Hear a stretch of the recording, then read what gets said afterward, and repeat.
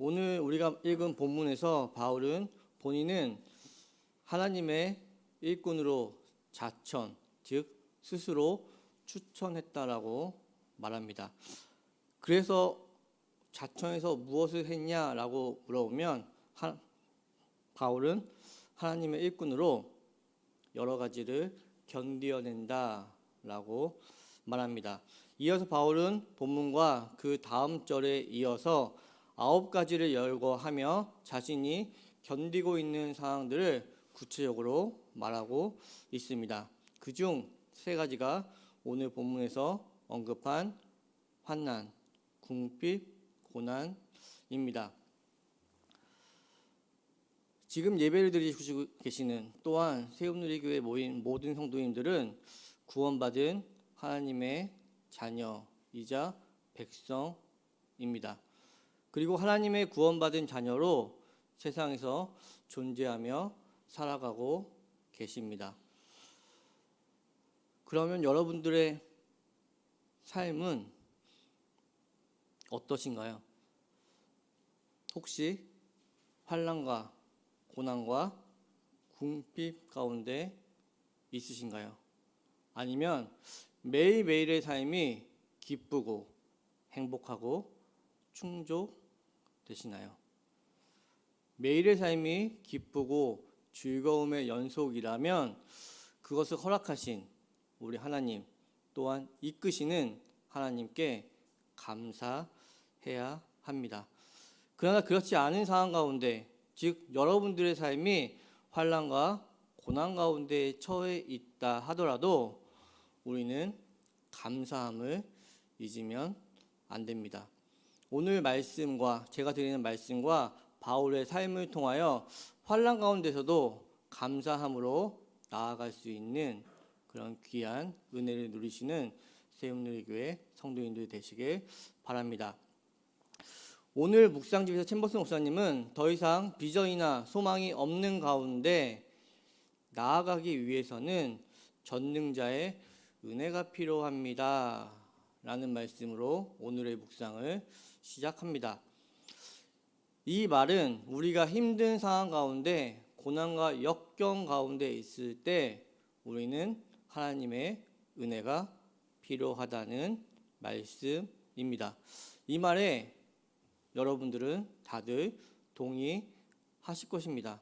우리에게는 항상 하나님의 은혜가 필요합니다.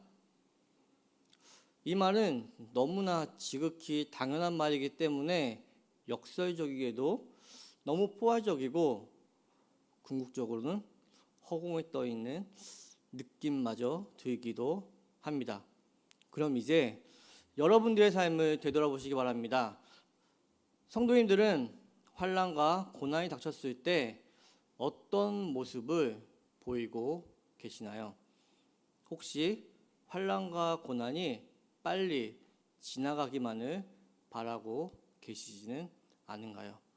또 환난과 고난의 상황이 아닌 평범한 상황 가운데서는 어떠신가요? 환난과 고난이 닥치지 않기만을 바라고 계시지는 않은가요?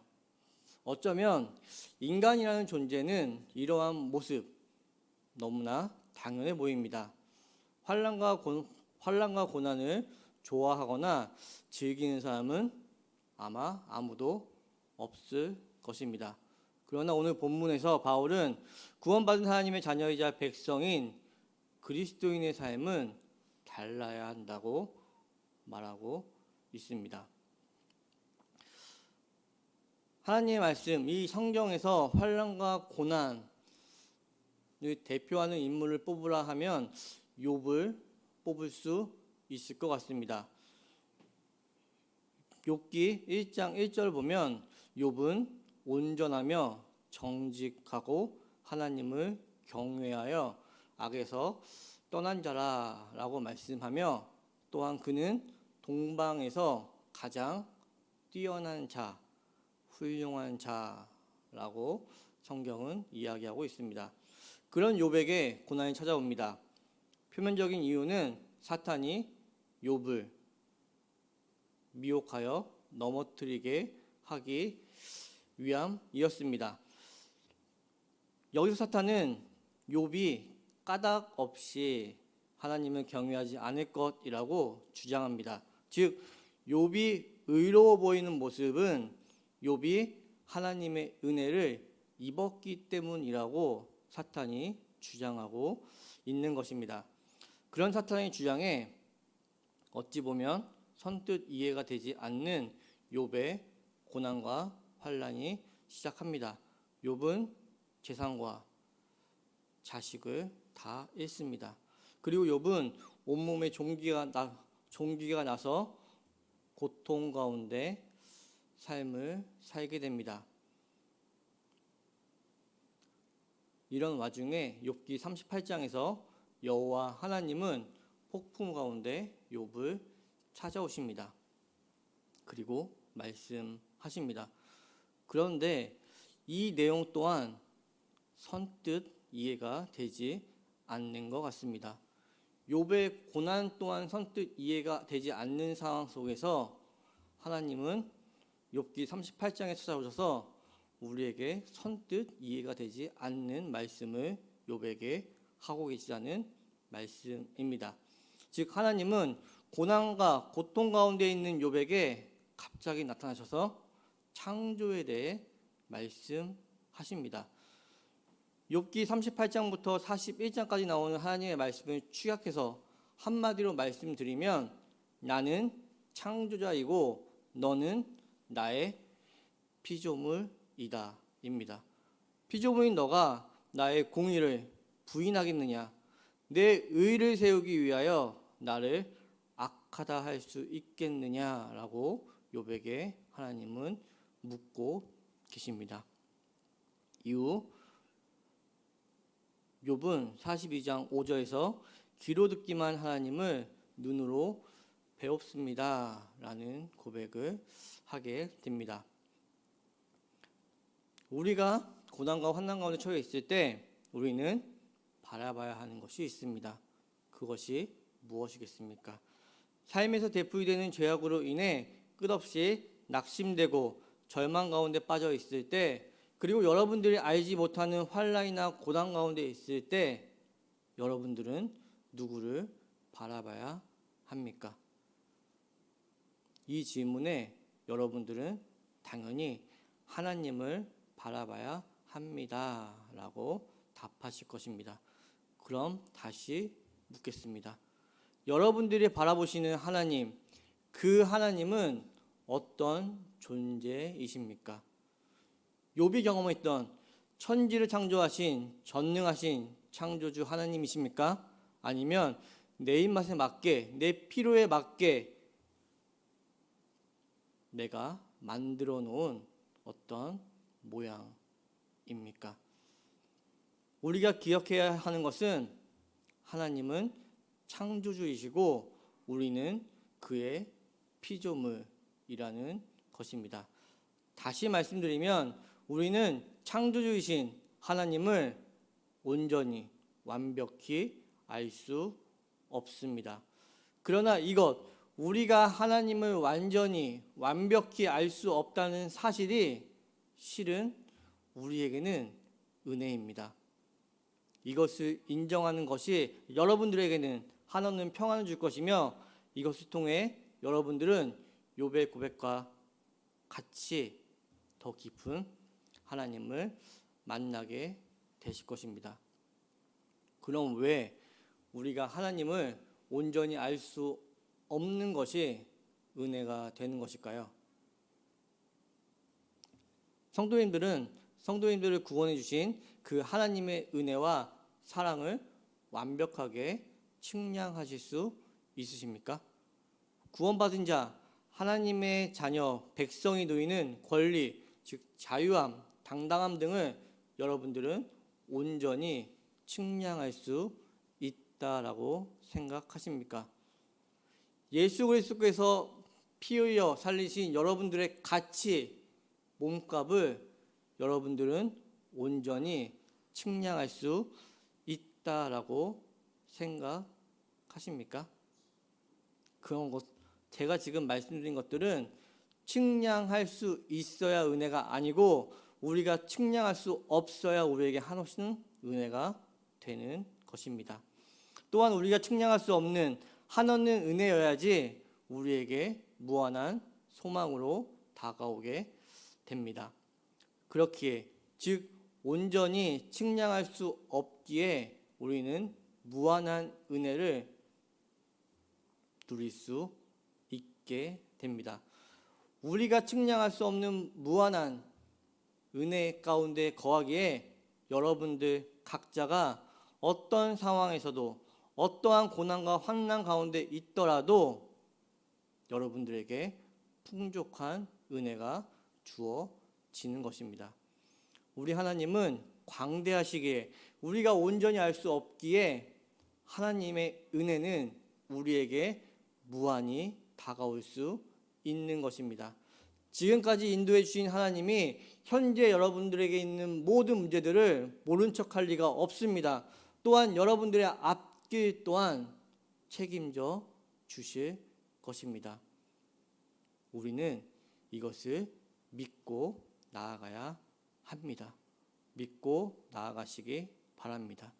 광대하신 우리의 창조주 하나님을 믿는 것, 창조주와 피조물의 차이를 인정하는 것, 내 안에 자신만의 하나님을 벗어나 깊고 광활하신 그분을 인정하는 것, 그것이 은혜이고 그것이 우리의 무한한 소망이며 우리에겐 위안이 된다라는 말씀입니다.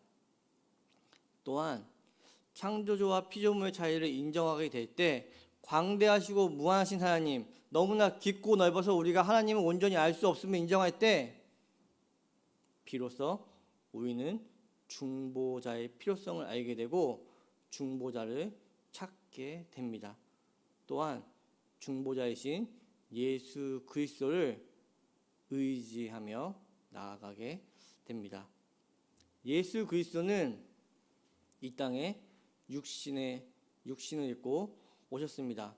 또한 그의 삶을 통해 율법을 완성하시고 그의 십자가 죽음을 통해 그분의 사역을 완성하십니다. 즉 우리의 죄를 사하여 주셨습니다.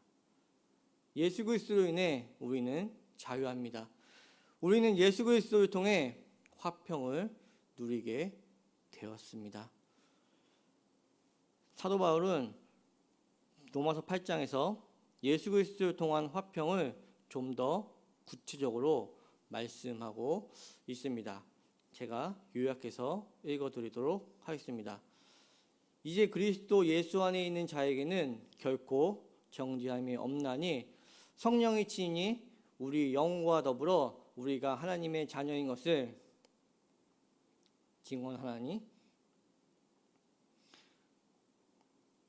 의롭다 하신 그들을 또한 영화롭게 하셨느니라. 만일 하나님이 우리를 위하시면 누가 우리를 대적하리요? 누가 능히 하나님께서 택하신 자들을 고발하리요? 누가 우리를 그리스도의 사랑에서 끊으리요? 내가 확신하노니 사망이나 생명이나 현재이나 장래이나 우리를 우리 주 그리스도 예수 안에 있는 하나님의 사랑에서 끊을 수 없느니라. 아멘.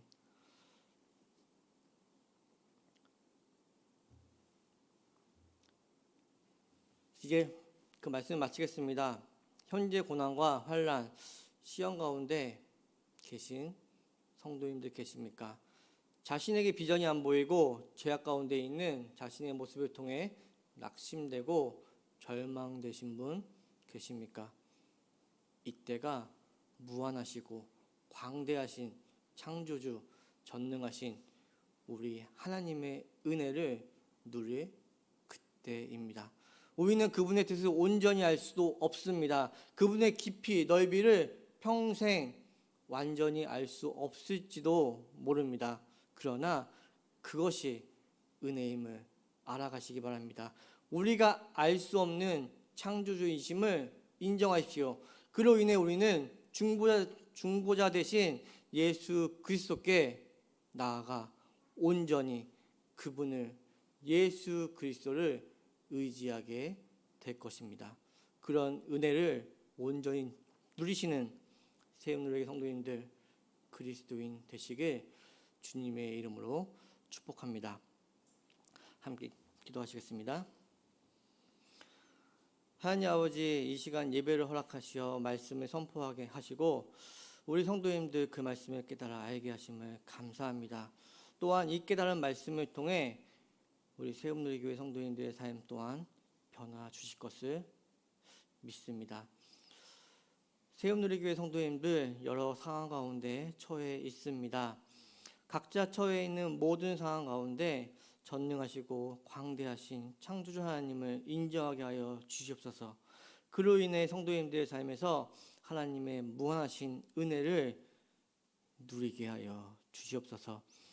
또한 우리가 온전히 알 수 없는 창조주를 고백할 때 중보자 대신 예수 그리스도를 온전히 의지하며 나아가는 힘이 생김을 믿습니다. 우리 세움누리교회 성도님들의 삶이 온전히 중보자이신 예수 그리스도를 의지하며 나아가게 하여 주시옵소서. 이 모든 말씀 우리 주 예수님의 이름으로 기도드립니다. 아멘.